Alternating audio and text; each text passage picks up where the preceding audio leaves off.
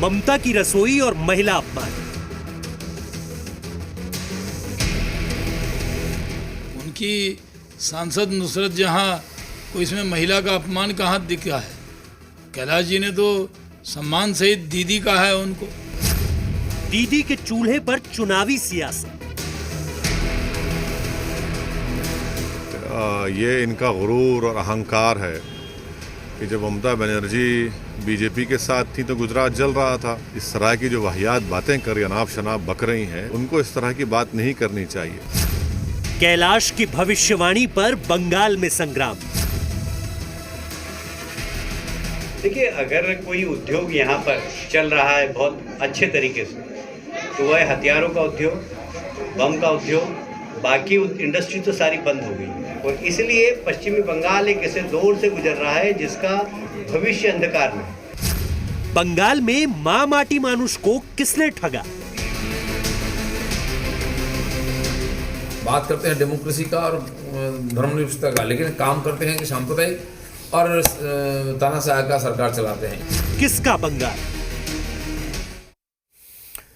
नमस्कार, स्वागत आप सभी का न्यूज स्पेशल में। मैं रविंद्र सिंह आपके साथ। मौसम ठंड का है। उत्तर भारत शीतलहर की चपेट में है, लेकिन कड़ाके की इस ठंड के बीच पश्चिम बंगाल का सियासी तापमान बढ़ता जा रहा है। ममता बनर्जी के चूल्हे ने सियासी तापमान को बढ़ा दिया है। कैलाश विजयवर्गीय के एक ट्वीट के बाद तृणमूल कांग्रेस और बीजेपी के बीच घमासान तेज हो गया है।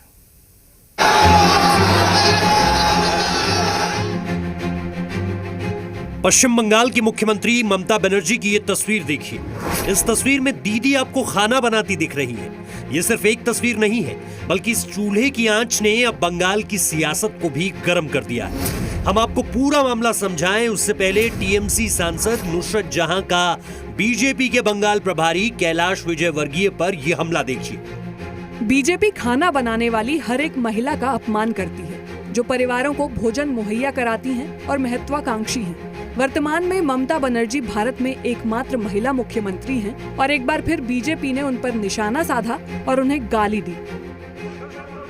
नुसरत जहां ने आरोप लगाया कि बीजेपी महिलाओं को अपमानित करने की सीमा लांघ चुकी है और उनका यह आरोप कैलाश विजयवर्गीय के उस ट्वीट पर है जिसमें कैलाश विजयवर्गीय ने ममता के खाना बनाने पर तंज किया था। दरअसल कैलाश विजयवर्गीय ने सब्जी बनाते ममता बनर्जी की ये फोटो शेयर की थी। इस तस्वीर को पोस्ट करते हुए लिखा था कि जो काम दीदी को 5 महीने बाद करना है वो उन्होंने अभी से करना शुरू कर दिया है। कैलाश विजयवर्गीय के इसी तंज के बाद से टीएमसी उन पर हमलावर है। कि कैलाश जी को ये भी पता है ये 5 महीने पुरानी है कि 5 महीने पहले की है। मुझे लगता है उनको अपनी ऊर्जा भारतीय जनता पार्टी को और उनके नेताओं को देश की जो बड़ी समस्याएं हैं उन पे लगाना चाहिए। जो पॉलिटिकल पार्टी सत्ता में होती है उसका पहला उद्देश्य देश में लोगों की जान की सुरक्षा का होता है। नुसरत जहां ही नहीं, टीएमसी के कई नेताओं ने कैलाश विजयवर्गीय के बहाने बीजेपी पर निशाना साधा और पार्टी को महिला विरोधी बताने में कोई कसर नहीं छोड़ी। टीएमसी नेता और राज्य में महिला कल्याण और बाल विकास मंत्री डॉक्टर शशि पांजा ने ट्वीट कर लिखा कि बीजेपी ने फिर से अपना असली रंग दिखा दिया है। वो भारत की एकमात्र महिला मुख्यमंत्री के बारे में क्या सोचती है। इसमें कोई आश्चर्य नहीं कि हमारी महिलाएं उनके शासन में सुरक्षित नहीं हैं। इससे पहले कि फिर से कोई गलतफहमी हो, आप अपने चाय वाले को याद दिलाएं जो अब आपका बॉस है। वहीं टीएमसी सांसद डॉक्टर काकोली जी दस्तीदार ने ट्वीट कर लिखा कि यदि आप एक महिला हैं और आप सक्रिय राजनीति में शामिल होने की आकांक्षा रखती हैं, तो याद रखिए कि हमारा देश बीजेपी की तरह महिलाओं के खिलाफ नफरत से ग्रसित है, जो महिलाओं को रसोई में वापस भेजने की योजना बनाती है। कैलाश के परिवार में महिलाओं के सम्मान की कल्पना नहीं कर सकते। हालांकि बीजेपी ने टीएमसी के सारे आरोपों को खारिज किया। देखिए, दीदी कई साल से तो जनता के बीच में नहीं रही, अभी खाना बना रही हैं, वो ट्वीट आया तो राजनीतिक संदेश है कि आप 5 महीने बाद पूर्व मुख्यमंत्री होनी है और इसलिए दीदी फ्री रहेंगी। तो मकसद ये है कि 5 महीने बाद टीएमसी जाने वाली है और बीजेपी आने वाली है। इसमें कहीं अपमान करने की क्या बात है? उनकी सांसद नुसरत जहां को इसमें महिला का अपमान कहाँ दिखा है? कैलाश जी ने तो सम्मान सहित दीदी कहा है उनको। टीएमसी भले ही बीजेपी के राष्ट्रीय महासचिव को घेरने में लगी हो, लेकिन कैलाश विजयवर्गीय अपनी रैलियों में ममता बनर्जी पर निशाना साधना नहीं भूल रहे हैं। उन्होंने कहा है कि पश्चिम बंगाल में ममता नहीं है, हिंसा की राजनीति है।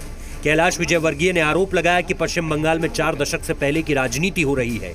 इसे खत्म करके बीजेपी वास्तविक लोकतंत्र स्थापित करेगी। अभी बंगाल की पहचान क्या होगी? बंगाल अपनी प्रतिष्ठा खो चुका है, ऐसा लगता है मुझे। ये बंगाल की पहचान है ही नहीं। बंगाल पता नहीं किस दिशा में चला गया। सोनार बंगला की बात करने वाले लोगों ने कोलार बंगला बना दिया। वहीं केंद्रीय मंत्री गजेंद्र सिंह शेखावत ने आरोप लगाया कि तृणमूल कांग्रेस के शासन के दौरान पश्चिम बंगाल में मां, माटी और मानुष को ठगा गया है। तो जिम्मेदारी के साथ मैं कह रहा हूं कि यह देश बदलेगा। यह अवश्यंभावी है। दुनिया की कोई ताकत अब इसको नहीं रोक सकती। जिस पटरी पर नरेंद्र मोदी जी इस देश को लेकर के आ गए हैं, यह देश बदलेगा। एक तरफ बीजेपी दावा कर रही है कि सोनार बांग्ला का निर्माण ही उसका लक्ष्य है, वहीं दूसरी तरफ कैलाश विजयवर्गीय के ट्वीट पर सवाल उठाकर टीएमसी पूछ रही है कि क्या ऐसा होगा सोनार बांग्ला। कोलकाता से पूजा मेहता के साथ ब्यूरो रिपोर्ट, जी मीडिया। टीएमसी सांसद नुसरत जहां बीजेपी के हर आरोप का जवाब देने में जुटी हैं। बीजेपी की आईटी सेल की प्रमुख अमित मालवीय के साथ उनका ट्वीट वॉर लगातार जारी है और जब से अमित मालवीय को बंगाल में बीजेपी का सह प्रभारी बनाया गया है, वो ममता बनर्जी सरकार की पोल खोलने में जुटे हैं। जबकि नुसरत का आरोप है कि वो अमित मालवीय फेक न्यूज फैला रहे हैं।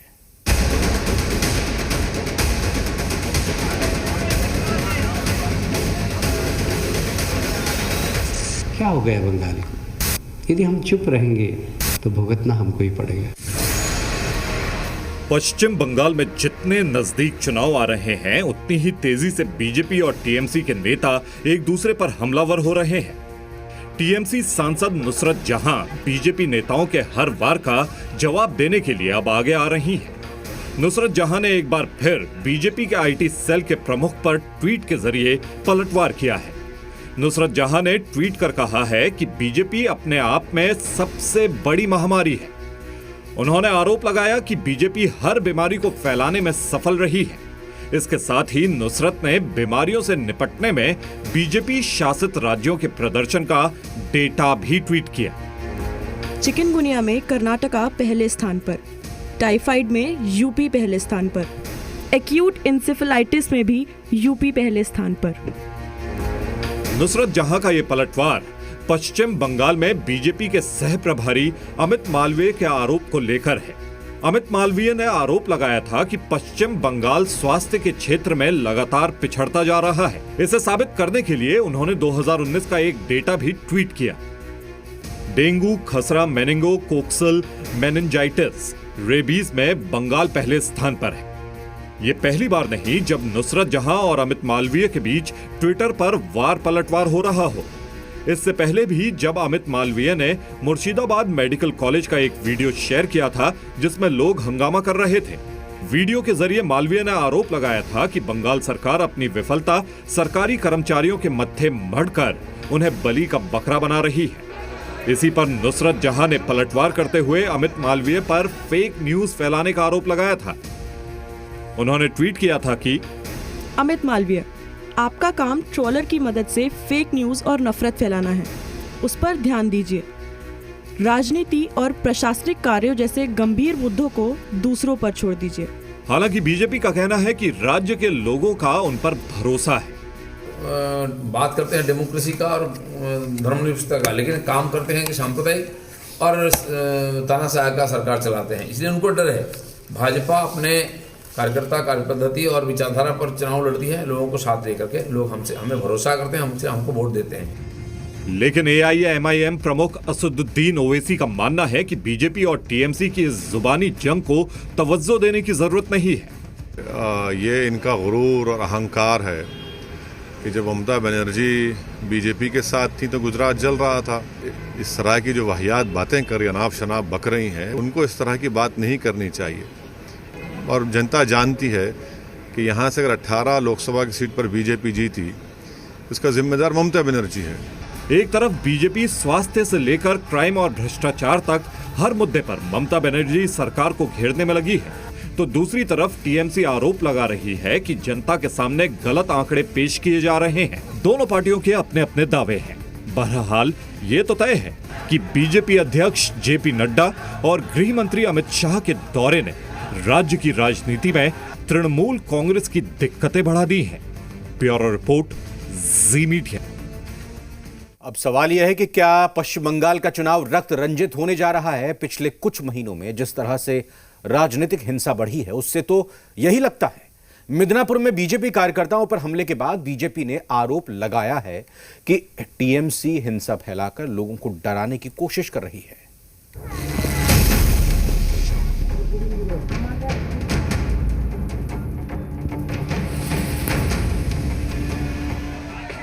ये बंगाल की राजनीति का रक्त चरित्र है, जहां राजनीतिक विरोधियों पर हमले आम बात होते जा रही है।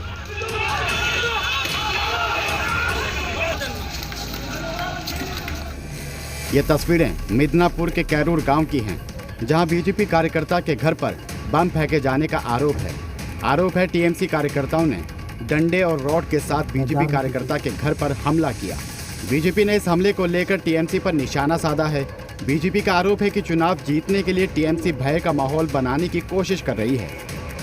देखिए, अगर कोई उद्योग यहाँ पर चल रहा है बहुत अच्छे तरीके से, तो वह हथियारों का उद्योग, बम का उद्योग, बाकी इंडस्ट्री तो सारी बंद हो गई। इसलिए पश्चिमी बंगाल एक ऐसे दौर से गुजर रहा है जिसका भविष्य अंधकार में है। टीएमसी ने ये बात समझ गया है कि बंगाल की जो चुनाव है लोकतांत्रिक और शांतिपूर्ण चुनाव हो तो उनकी जीतने की कोई संभावना नहीं है। इस प्रकार के भय का वातावरण बनाकर चुनाव जीतने की एक साजिश हो रही है और इसीलिए चुनाव थोड़ा रक्त रंजित होने का संभावना है, हिंसा और बढ़ेगा और आगे इसलिए यहाँ के चुनाव अगर निष्पक्ष हो तो इसलिए सेंट्रल फोर्स पहले से तैनात करना पड़ेगा।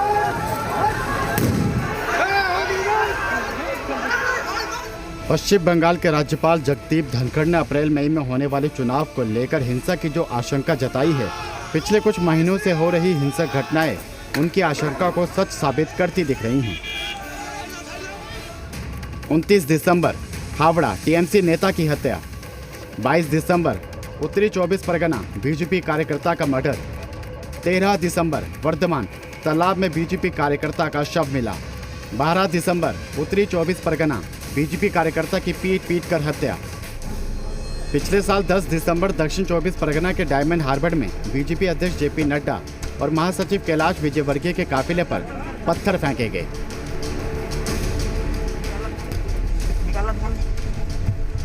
साफ है, बंगाल में तो टीएमसी और बीजेपी के बीच राजनीतिक टकराव हिंसक रूप लेता जा रहा है। यहाँ सिर्फ सत्ता रोको राजनीति नहीं हो रही, भड़काऊ बयान भी दिए जा रहे हैं। ऐसे में बंगाल चुनाव के रक्त रंजित होने की आशंका और बढ़ गई है।